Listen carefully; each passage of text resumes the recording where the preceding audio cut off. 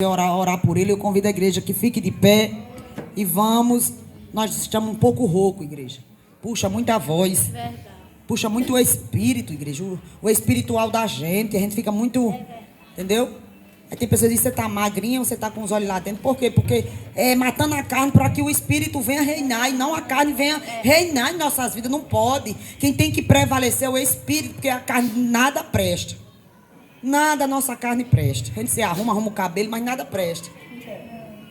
É o espírito que nós temos que vivificar, o espírito. Edificar, matando a carne. Para que Deus venha, quando você falar, que não venha ser você a falar, e sim o Espírito Santo de Deus a falar. Não sei como é que a pessoa passa, não sei quantos anos dentro de uma igreja e não muda nada, não muda as vestimentas, não muda o linguajar, não tem um olhar, aleluia, de crente, não tem um testemunho de crente. Será que Deus não cobra também dessa pessoa, só cobra de mim? Cobra, igreja. Cobra sim. Mas que hoje você venha matar a carne. E o Espírito venha prevalecer em nome de Jesus, amém? Estenda as mãos para cá em nome de Jesus. Soberano Deus, amado Pai, meu Deus, está aqui teu servo, Pai, já louvamos, já a tua serva já abriu, meu Deus, o caminho, assim como Moisés fez, Pai, em nome de Jesus, agora ele, aleluia, o restante agora é com o Senhor, Pai. Pai, usa teu servo, que ele desapareça e o Senhor apareça na vida dele. Pai, o Senhor tem visto as lutas, as dificuldades, as pelejas, mas o Senhor, aleluia, está conosco, porque o Senhor disse que está conosco. O Senhor disse que enquanto nós estivermos com o Senhor está conosco. Pai, fica conosco, sê conosco, abençoa, meu Pai, usa ele na palavra, em revelação, conforme o teu querer, conforme a tua vontade. Pai, o Senhor tem visto deitar, o levantar. Pai, o Senhor tem visto os clamores, as orações, o choro, o pranto, mas o Senhor, aleluia, é o Deus do controle. É o Deus, aleluia, que está, aleluia, no controle de qualquer situação. Abençoa a tua igreja, que a tua igreja venha receber a palavra. Pai, que, aleluia, que ele não, aleluia, que a palavra não é dele, não é minha, não é da igreja, é do Senhor. Que seja repreensão, que seja bênção, mas é do Senhor. Seja feita a tua vontade, o teu querer, e que tudo venha a ser para a glória e honra do teu nome. Porque a tua palavra diz que tudo que nós fizemos seja para a tua glória. Seja, aleluia, se nós falarmos, fala no Espírito. Fala por Deus, aleluia. Pai, então que ele venha falar hoje, não só hoje, mas todos os dias, Pai, em nome de Jesus Cristo, Pai, conforme o teu querer, em nome de Jesus. E a igreja diz amém e aplauda Jesus de Nazaré. Poder sentar. Eu gostaria de pedir aos irmãos que vieram hoje para abrir a Bíblia no livro de 1 Reis, capítulo 17. Primeiro livro de Reis, capítulo 17.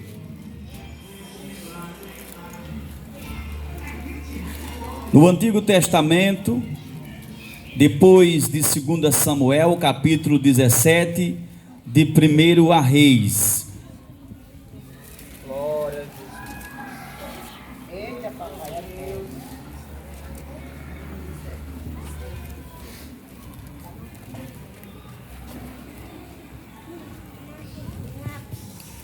Glórias a Deus, os que já encontraram, diga aleluia.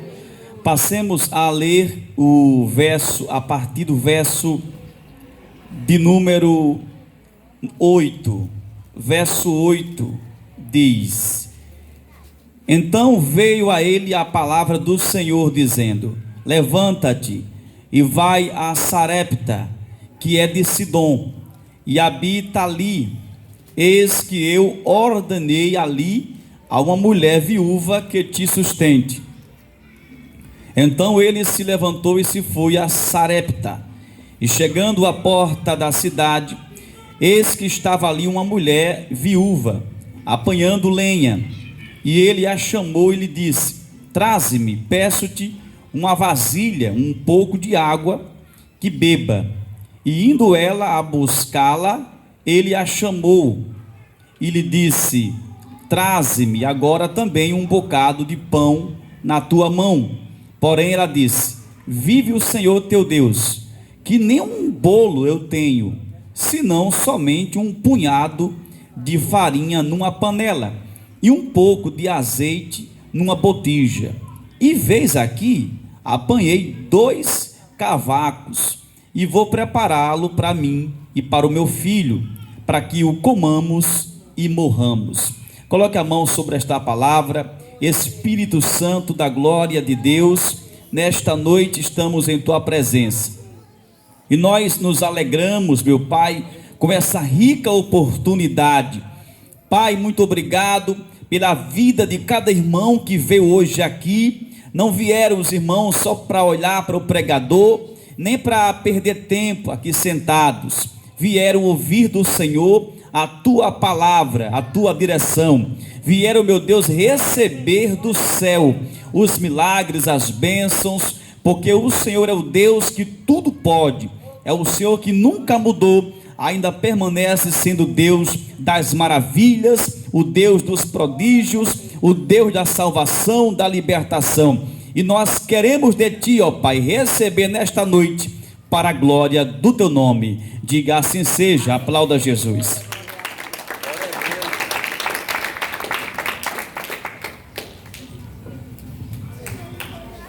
Glórias a Deus. Irmãos, esta palavra conhecida no Antigo Testamento, uma palavra que muitos já pregaram e que nós conhecemos também, essa palavra de 1 Reis capítulo 17, que vai falar do profeta Elias.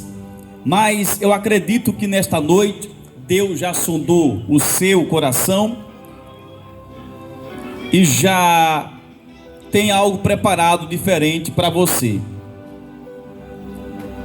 Amém. Veja bem, nós conhecemos o ministério de Elias, o profeta Elias. Nós conhecemos que ele foi um combatente, ali um pregador que combateu a idolatria e a frieza espiritual do povo da época.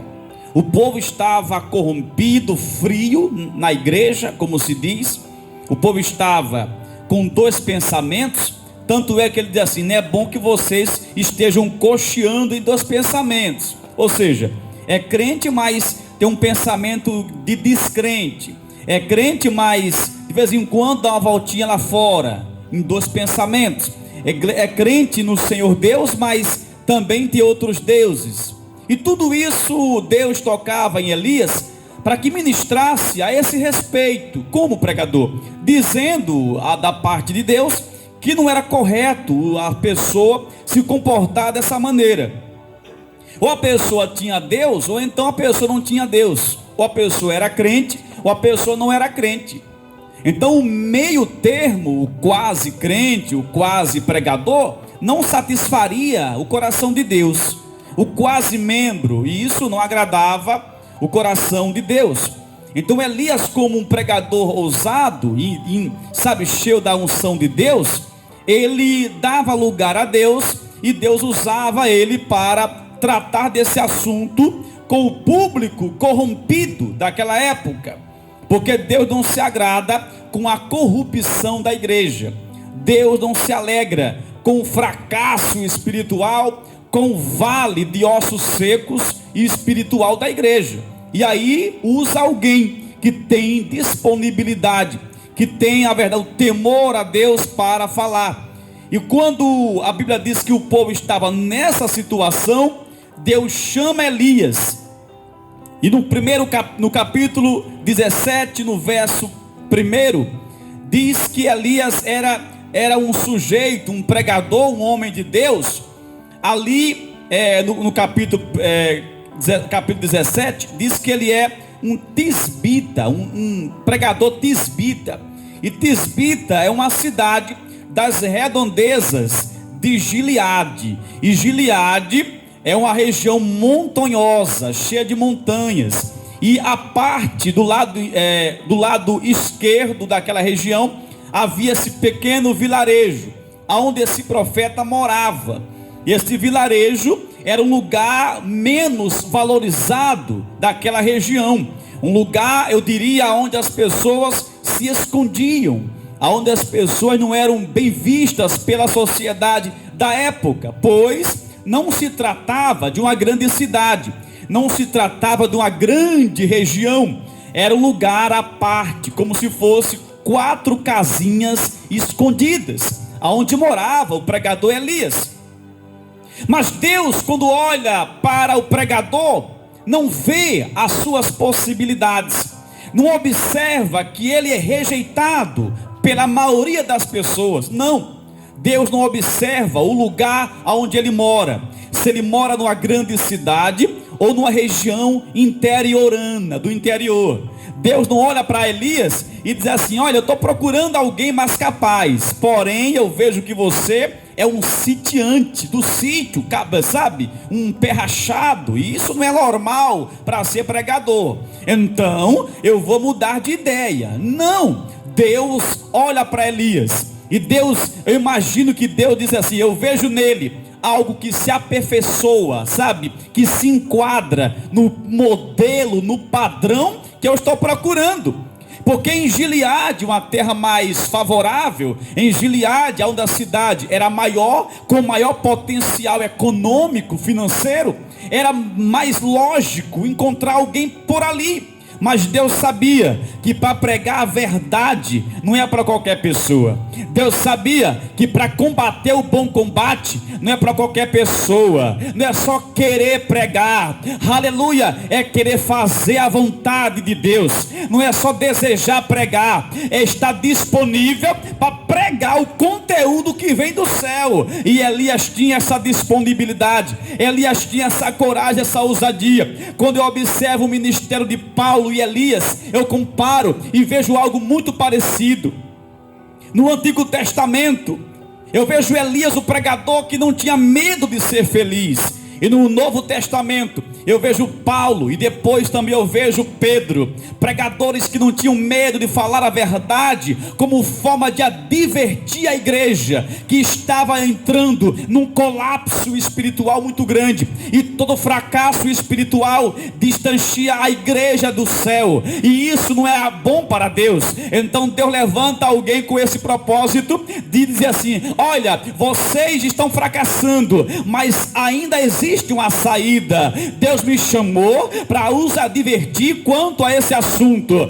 Venha para cá enquanto é tempo. Como diz a Bíblia, buscai ao Senhor enquanto se pode achar. O povo estava corrompido, mas ainda havia uma saída. Mas eu me chamo a atenção, meus amados irmãos, que Deus vai buscar aquele pregador que ninguém olhava.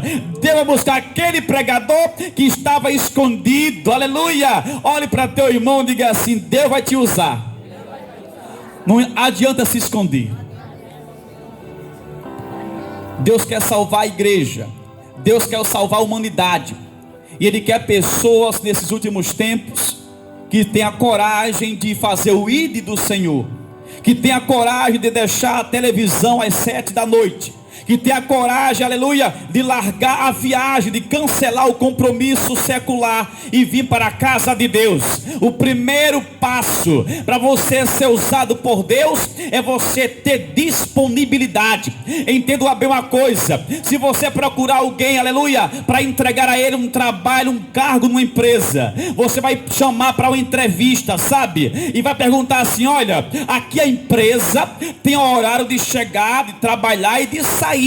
Eu preciso saber se você tem disponibilidade, por exemplo, de viajar, de trabalhar viajando. E se a pessoa diz assim: eu não posso, eu acho chato, eu não tenho tempo, pronto, a sua vaga não vai ocupar não. Quem vai ocupar é alguém que tem disponibilidade. E na obra de Deus é uma coisa semelhante. A obra de Deus é um trabalho, pois é chamada de seara do Senhor. Um certo dia Jesus disse assim: a seara é muito grande, ou seja, o trabalho é muito puxado. É bom orar ao Pai para que mande muitos trabalhadores para a seara. O que é isso, pregador? É que o trabalho não é pequeno, é que o trabalho não é para qualquer pessoa, tem que ter disponibilidade. E Elias tinha essa disponibilidade. Por quê? Porque eu não vejo aqui Elias, como se diz, carregado de bagagem.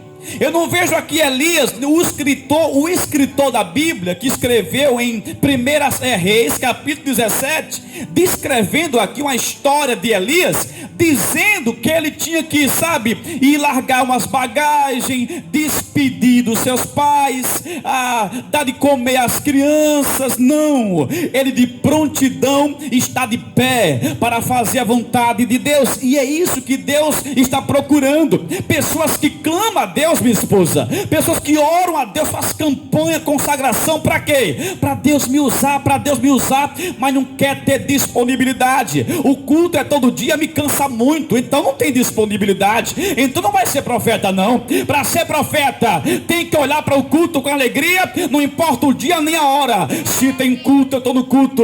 Tem oração, eu vou orar também. Tem monte, eu subo o monte, desço o monte. Se Deus te vê assim, meu irmão, vai te honrar, vai te usar para a glória do nome de Jesus. E para ter disponibilidade, não quer dizer que tem que morar numa grande cidade.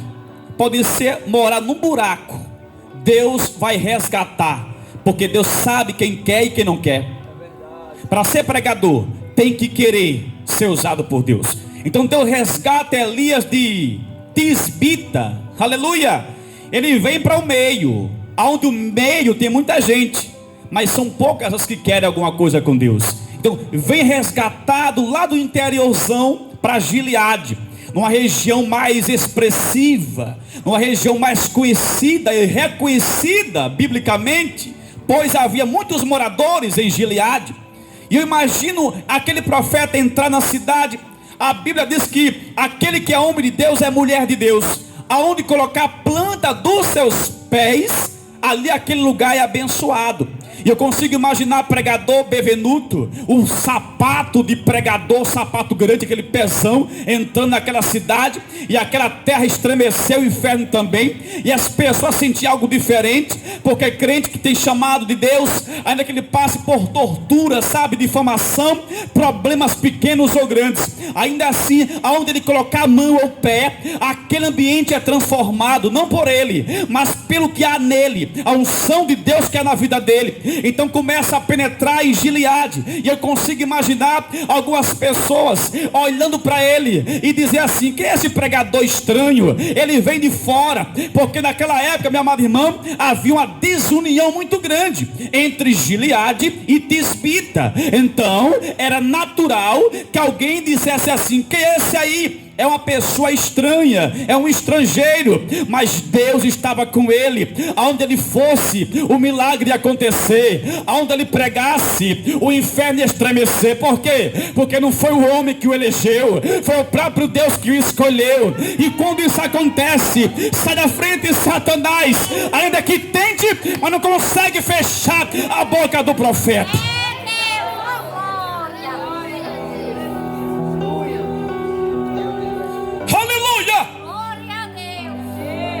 Ainda que tente, se levante, deixe levantar. O que importa é que quem te chamou foi Deus, e isso é o suficiente para você não parar. Porque não para, porque você é guiado por uma força incomum, uma força sobrenatural chamada Espírito Santo da glória de Deus. E isso é diferente. Você não foi empurrado, sabe, apontado pelo homem. Foi Deus que te deu lá de trás, de longe, e diz assim: ninguém te vê, mas a partir de agora eu te vejo, e muitos vão ver o que eu estou contigo, o que eu faço através de você. Aleluia. Aquele povo estava debaixo de uma maldição, Noêmia. O povo de Gileade estava debaixo de uma grande maldição. Como assim, pregador? Preste atenção, você da internet. O povo de Gileade estava, aleluia, adorando, cultuando a quem? Cultuando ao Deus de Baal, ou então os Balaíns.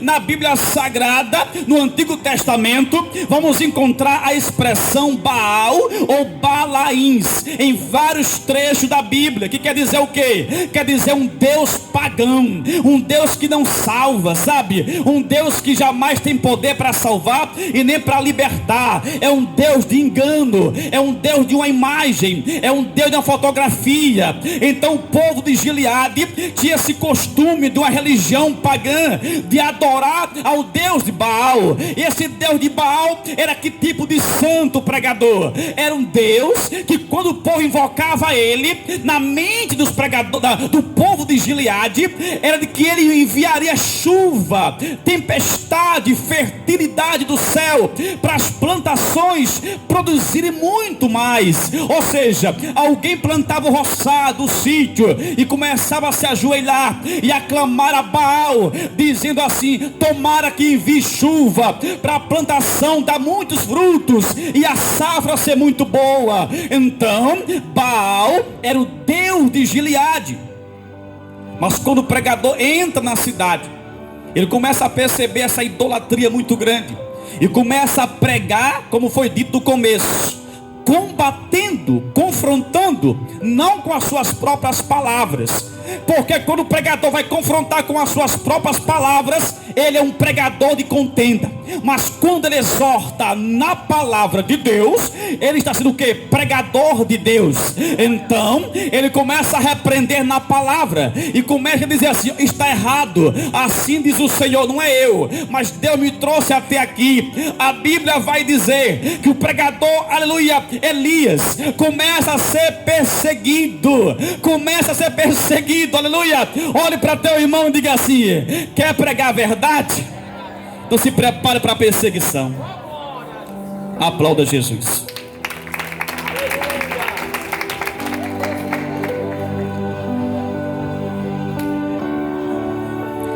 Aquele povo de Gileade vivia numa bênção amaldiçoada, se é que existe isso, bênção amaldiçoada. Por quê? Porque eles clamavam ao Deus de Baal como se o Deus de Baal fosse um Deus, fosse bendito, mas era uma maldição religiosa. E agora o pregador tinha o que? A missão, o pregador Elias, de combater uma religião pagã. Porque o povo de Deus tem que saber uma coisa, que a religião não salva, o que salva é Jesus Cristo. A religião não muda nada, a religião não opera milagre. O que opera milagre é Deus, é o poder, a unção de Deus. E agora o povo começa a perseguir o pregador Elias. A Bíblia diz, louvado seja o nome do Senhor, em 1 Reis 17, que louvado seja Deus, que Elias, ele começa a orientar o povo que aquilo era errado. No capítulo 17, no começo do texto, a Bíblia vai dizer que Elias, ele está enfurecido, chateado com tudo aquilo, porque o povo diz assim: vai chover, porque o Deus de Baal vai mandar chuva. E Elias disse assim: não, se chover aqui é porque Deus, o nosso Deus vai mandar. Se chover aqui, se ventar, se fizer sol, é Deus que manda. O Deus de Baal aqui mesmo não. E eles: não, a chuva quem manda é o meu Deus de Baal. E Elias falou assim: olha, então só porque vocês estão com essa conversa, eu vou ordenar agora que não vai chover durante 3 anos e 6 meses. A palavra é minha, eu é quem digo. Olha só o porquê que Deus chamou esse profeta, porque a obra era muito grande para combater a idolatria. E para combater o erro, a idolatria, Deus não chama covarde, Deus chama corajoso e obediente, e que tem disponibilidade para dar lugar a Deus. Então ele diz assim: é a minha palavra, aleluia, não vai chover, para você ver que o seu Deus de Baal está falido. É você dizer assim: Deus de Baal manda inverno, não cai uma gota, para você ver que o poder não é do seu Deus, mas a unção que está em mim, assim eu creio que Elias falou, vai fazer o milagre ao contrário, vai ficar sem chover, ainda que a cidade passe sede, mas você vê quem tem poder, se é o seu Deus de Baal ou se é o Deus que está na minha vida. A Bíblia vai dizer que ele usou a própria palavra, ele não profetizou só, assim diz o não. Segundo a minha palavra, ele começa a dizer que não vai chover. A Bíblia diz, irmã Josivânia, que o inverno o quê? Cessou, acabou-se a historinha de chuva. E eu aprendo algo muito forte aqui, minha esposa. Eu aprendo algo muito forte aqui, meu amado irmão, minha irmã, com Elias, quando ele usa a própria palavra dele para dizer assim: não vai chover 3 anos e 6 meses. E acontece o que ele diz. Eu aprendo algo muito forte, que Elias, ele lançou a palavra com confiança. Ele acreditou no que estava dizendo. Preste atenção. Você tem que abrir a sua boca, lançar a sua palavra, confiando de que você também é profeta. Não confie somente no que prega, daquele que é pregador, não. Se o pregador, a pregadora for um desmantelado, e aí? Então creia também que na sua boca, aleluia, tem poder quando você abre a sua boca. Comece a dizer coisas boas a seu respeito. Comece a crer mais no poder da sua oração, irmão Rodolfo. Creia mais, você vem cá. Creia mais na oração que você faz. Nós temos recebido muitos pedidos de oração pela internet, pelo chat. Mas eu fico assim observando. Será que alguém também não crê que se orar Deus faz? É preciso crer que você também é crente, que você também é escolhido. A Bíblia diz que Elias, no capítulo 5 de Tiago, verso 17, diz que Elias era uma pessoa normal como você, sujeita às paixões, os pensamentos, os desejos natural de um homem. Ou seja, comia carne, feijão, arroz, leite, mel, normalmente como você. Só que ele acreditava na palavra lançada, porque Deus estava com ele. A Bíblia diz que ele lançou a palavra, sabe, com a sua própria responsabilidade. Às vezes Deus me mostra alguma coisa, quando Ele quer mostrar, eu digo assim: olha, Deus mostrou isso, sabe? Mas às vezes Deus não me mostra, pelo discernimento espiritual, pela experiência espiritual. Eu digo assim: eu acho a pessoa de tal um pouco estranha, deve ter esse espírito sobre a vida dela.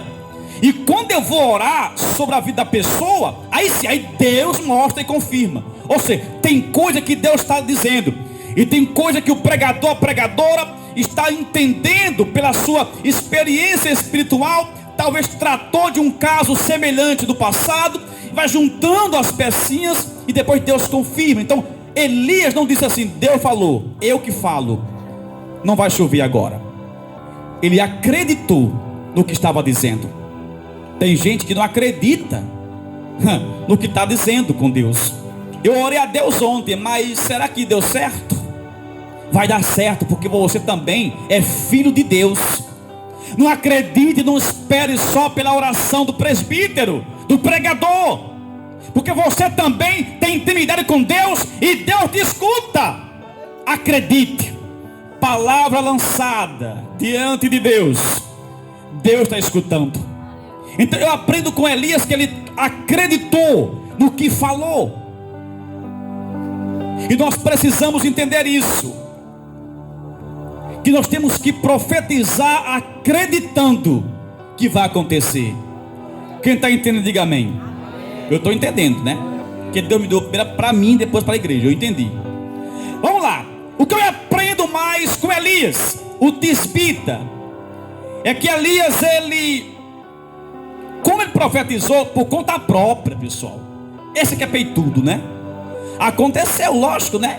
3 anos e 6 meses sem chover em Gileade. E agora? A cidade era, como se diz, o povo vivia à base de quê? Da agricultura. Tanto é que quando clamava ao Deus Baal, aí Deus, porque era bom, mandava chuva. Aí dizia assim: quem mandou foi Deus de Baal. Mano, foi Deus, o nosso próprio Deus. Aí cessou o inverno. O que eu acho bom, minha esposa, é que Deus não cessou a chuva. Quem cessou a chuva, pelo poder da palavra, foi o profeta. Interessante isso. E Deus dando tanta moral ao profeta, que concordou com ele. Isso é forte demais, irmão. Eu vejo aqui Elias, irmão Daí, não estava ligando com Eliseu na terra para ligar no céu, não. Ele mesmo ligou sozinho. Que profeta é esse? Tem algum Eli aí, meu irmão? Isso é muito forte. Irmão, isso é de... Se fosse ímpio, teríamos inveja dele. Esse é que é profeta. Porque para ligar na terra, no céu é ligado, mas tem que ser 2, 3 pessoas. Mas não, ele sozinho diz: olha, inverno aqui acabou-se. Acabou a farra de vocês. E Deus acatou o que ele disse. O que eu aprendo com Elias também é que se confirmou a crise. Entenda bem, em Gileade a crise foi generalizada. Como assim, pregador? É que o profeta disse e aconteceu. Todo mundo sofrendo com sede. Já pensou? Ele disse que não ia chover, então não caiu mais chuva. A cidade estava o quê? Sem chuva, sem água. E bateu o quê? A fome. E quando bateu a fome, Deus disse assim: olha só, vai daí para o rio, lá no rio, porque lá tem água. E você não vai morrer de fome, não. Olhe para seu irmão e diga assim: se você é profeta, Deus vai te sustentar. Toda a cidade, mana, estava em crise. Aleluia! Toda a cidade de Gileade está o que? Passando fome e sede. Mas o profeta não. O profeta profetizou fome e sede, porque ele disse que não chovia, então é sede e fome. Sem inverno não dá não, né? Mas ainda assim Deus honrou o profeta, porque o profeta estava onde? No centro da vontade de Deus. Irmão, isso é muito... Se você está entendendo, isso é forte. Essa palavra é muito forte. Toda a cidade passando fome. E o profeta disse assim: Deus me mandou, eu vou para um rio. E naquele rio eu vejo muita água, mas comida que é boa não tem. Mas se Deus mandou, eu vou. Ora, guiado por Deus. E quando a pessoa é guiada por Deus, ele não quer saber para onde vai, porque ele sabe que aonde ele chegar, aleluia, vai dar certo. Aonde ele chegar, se Deus me mandar na madrugada, me levantar de 4 da manhã, e eu sei que Deus falou mesmo comigo para ir para o monte, eu acordo a minha esposa e vamos para o monte, porque Deus mandou. Por mim, eu poderia dizer: não, às 6 horas eu saio. Mas se Deus me, sabe, não faz 4 horas, não tem jeito, eu vou ter que sair, porque eu sei que mesmo de 4 horas é melhor do que a das 6 horas, porque Deus mandou e está mandado. Mas como assim? Quem vai dar de comer a você nesse rio? O rio de Quiriate. Um rio de Quiriate? Como assim? Afinal, calma. Se Deus mandou, vá. Ele sai para esse rio e acaba se escondendo. Quem diz é a Bíblia que Elias se escondeu nesse rio. Por quê, pregador? Porque a turma, aleluia, de Acabe, sabe, os seus amiguinhos que adoravam Baal e a sua esposa Jezabel, já queriam tomar a vida do pregador. Por quê? Porque diziam assim: estamos com fome porque ele profetizou e aqui estamos sofrendo. Vamos pegar esse pregador, aleluia, porque ele não profetizou abundância, só coisa ruim. Esse pregador é chato, vamos pegar ele. Então Deus sabia disso e sabia que também não tinha comida em Gileade. Então enviou Elias para o quê? Se esconder no rio Quiriate. A Bíblia vai dizer que os corvos traziam pão e traziam o que? Comida. Trazia a comida, a água, tudo. Olha, pega, é seu. E ele comia, aleluia, e estava entendendo o mistério, que Deus sustentava o profeta, que Deus sustentava aquele que ele chamou, que Deus sustenta aquele que faz a vontade dele. Irmão, se você fizer a vontade de Deus, eu prometo a você uma coisa: que você não passa necessidade. O homem de Deus, a mulher de Deus, que fizer a vontade de Deus, ele não morre, sabe, sem nada, de mãos vazias. Deus levanta quem for, de longe ou de perto, mas há sim uma resposta, uma saída, uma providência de Deus. Esse pássaro, Ele trazia no bico a comida para Elias. Ele estava guardado, porque Deus guarda os seus, porque Deus guarda os profetas. Deus mandou para um lugar onde não tinha fogão para cozinhar, onde não tinha, não era, nem irmão, é só Deus na causa, mas ali mesmo Deus proveu para ele, porque Deus é quem mandou, e se Deus mandar, faça. Ele estava guardado. A Bíblia diz que ele comia o melhor, porque carne é o melhor, porque carne é bife, aleluia. Não importa a situação ao seu redor, mas o que está com ele é aquele que reina para todo sempre. A história é diferente. A Bíblia vai dizer que Deus manda que ele volte à terra, e ele é guiado por Deus. Então não vai discutir com Deus. É louco para dizer assim, mas Deus, por que eu volto? Não, obedece. Aí vai voltando, e quando chega lá, aleluia, Deus fala assim, volte, porque a chuva vai chegar em Gileade. E se a chuva vai chegar, vai voltar a ter comida de novo. E segundo Elias, Acabe não quer te matar mais, porque se chover, ele vai esquecer que foi você que disse que não chovia mais. Então volte para Gileade. E quando chega lá, diz a Bíblia, que diz a Bíblia, quando ele chega lá, ele começa a combater de novo o bom combate, porque aquele que nasceu para combater não tem férias. Se Deus fala, pregue hoje, amanhã, depois, não pare, porque Deus está com você. O bom combate, segundo round, segunda etapa do bom combate. Agora é a luta, aleluia, entre os profetas de Baal, aleluia, contra o pregador Elias.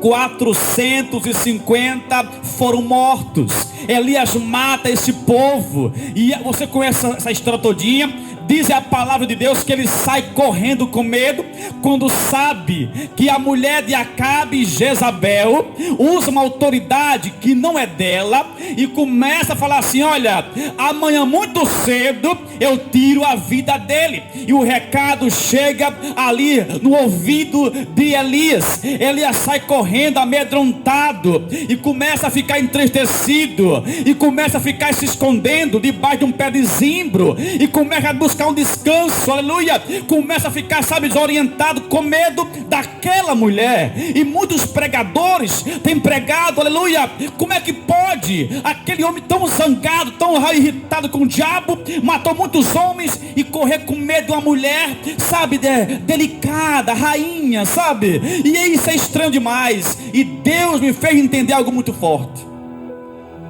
Deus me deu algo muito forte como revelação.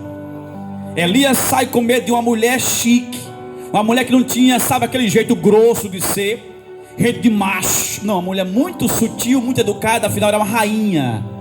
E o homem forte, Elias, sai com medo dela. Depois de matar muitos homens fortes, 450 profetas mentirosos. Como isso acontece? Por que ele corre com medo? Irmãos, todo homem e mulher de Deus, quando ele começa, aleluia, a guerrear, começa a buscar muito, começa a pagar preço, ele começa, aleluia, a ser perseguido, aí ele começa a ser, sabe, caluniado, ele começa a ser praguejado, mal interpretado. É só Deus na causa. Por quê? Porque o próprio diabo se levanta contra ele. Afinal, ele é um representante de Deus aqui na terra. Então toda a estrutura diabólica se levanta contra ele. E ali está um homem de Deus, mas ao mesmo tempo é um homem de carne e osso. E esse homem, ele se cansa. Esse homem tem um corpo, tem a alma e tem um espírito. E a alma desse homem, ainda que seja pregador, ele se aflige, ele se atormenta, ele sente medo. E Elias sentiu medo de quê, pregador? Daquela mulher? Não aquela mulher. O motivo da correria, do medo de Elias, não foi a mulher em si. É quando Elias mata mais de 450 profetas de Baal, ele está o quê? Cansado. Está o quê? Desanimado. Está mais o quê? Aleluia. Ele está muito abatido. Afinal, guerreou muito. E quando alguém guerreia muito, que mata leão, que mata urso, sabe, que desfaz macumba através da oração, que sobe desse monte, que prega 40 anos de ministério, que faz muito para Deus, tem um dia que com a simples, coisa, a pessoa diz assim: é hoje que eu entrego as ferramentas. Você tem chegado aqui e tem dito assim: eu tenho guerreado muito, eu tenho lutado muito, sou fiel a Deus e estou hoje só misericórdia. Qualquer coisa que disser comigo eu choro, porque eu estou fraco, hoje eu estou abatido. Afinal, são 10 anos orando por isso e não chegou ainda. Então, por causa disso, qualquer cara feia para mim é um grande problema. Qualquer coisinha para mim desse tamanho já é motivo de desistir de Deus. Por quê? Porque é fraco? Não! Porque já vem lutando muito tempo, já vem orando há muito tempo. Você que tem tentado se casar e não deu certo, você fica desconfiado, desconfiada. Por quê? Porque já deu muito errado, já sofreu demais. Elias tinha sofrido muito, e agora de novo mais uma mulher querendo me matar. Não, eu vou embora daqui, já chega de lutar, já chega de ficar confrontando. Hoje eu não suporto não porque ela é perigosa, porque eu não quero mais, eu quero descanso. Ele queria um descanso, porque alguém que mata quase 500 pessoas de uma luta, não vai ter medo de uma pessoa chique, uma mulher que não guerreia, não vai ter medo. É que agora ele está cansado, ele procura correr para descansar, não é com medo, correr para se refugiar, não com medo necessariamente, porque Elias tinha muita intrepidez. Ele começa a buscar o que? Um descanso, buscar um ânimo novo. Afinal, quem guerreia muito é natural que se canse, e buscam a saída, que buscam a revisão, que buscam, uma nova renovação. Ele está lá se escondendo. A Bíblia quem diz que o estado emocional do pregador Elias é preocupante. Ele está deprimido. Olha para seu irmão e diga assim: crente também fica deprimido, hein? Presta atenção. Crente também se deprime. A Bíblia quem diz que ele pede o quê? A morte. Presta atenção. Elias não pede, ou Elias não buscou o suicídio. É diferente. Elias não quis se suicidar. Por quê? Porque aí dava para entender que o diabo estava tentando matá-lo, mas não, ele não estava endemoniado, ele não queria se suicidar, ele pediu a morte, ou seja, Deus me leve, porque todo profeta ele pensa na salvação, ele não pega uma corda para se enforcar, não, ele pede para Deus levá-lo, porque profeta que é profeta não quer ferir o coração de Deus se matando, não. Ele pediu para morrer e não para se matar. É diferente. A Bíblia vai dizer que ele pede a morte, mas não o suicídio. Mas a Bíblia vai dizer também no versículo, no capítulo 17, que Deus manda, dá um recado a ele muito interessante, e você vai entender agora o mistério. Quando Deus, Josélia, diz assim: vá para o rio de Quiriate, se esconder lá, que lá eu vou dar comida a você. Se esconder, presta atenção, ele vai. E agora Elias, deprimido, está onde? Numa caverna. Uma caverna. Então Deus aparece através de um varão de branco, um anjo, e diz assim: Elias, o que você faz aí dentro da caverna? Sai daí de dentro. Sabe o que é isso, irmão? É que Deus permitiu que Elias se escondesse na primeira situação. Mas se esconder para buscar força, para se esconder do mal, para fugir do mal é uma coisa.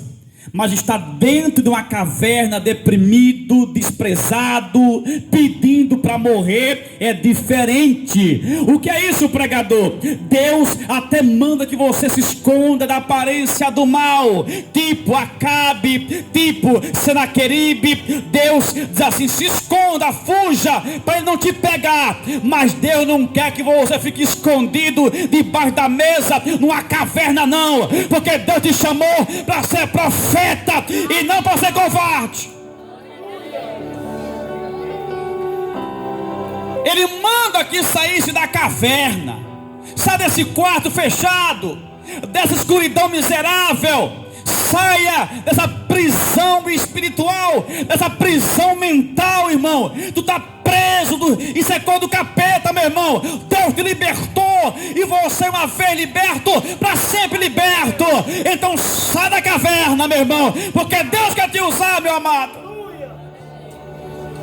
Abra a porta do seu quarto, vá lá para fora, respira o ar puro e diga assim: nunca mais eu vou estar preso, porque Deus quer me usar, e Deus não quer te usar para as paredes, não, meu amado. Sai do quarto, meu irmão, faça alguma coisa, abra a tua boca, abra o seu coração, porque assim Deus te usa. Aí você fala assim: ninguém me usa, Deus não quer me usar. É verdade, porque você se esconde numa caverna, meu amado. E Deus quer nos guardar, quer nos proteger. Às vezes guarda no quarto seguro, até numa prisão. Quantas pessoas foram presas na delegacia e a mãe fica: vai lá, meu pai, meu filho está preso.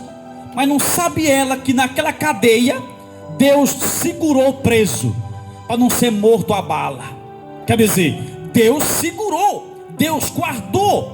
Alguns estão debaixo da ponte, e a mãe e o pai: meu Deus, meu filho está nas drogas, vive solto com um monte de gente, numa ponte velha, come só a folha de pau.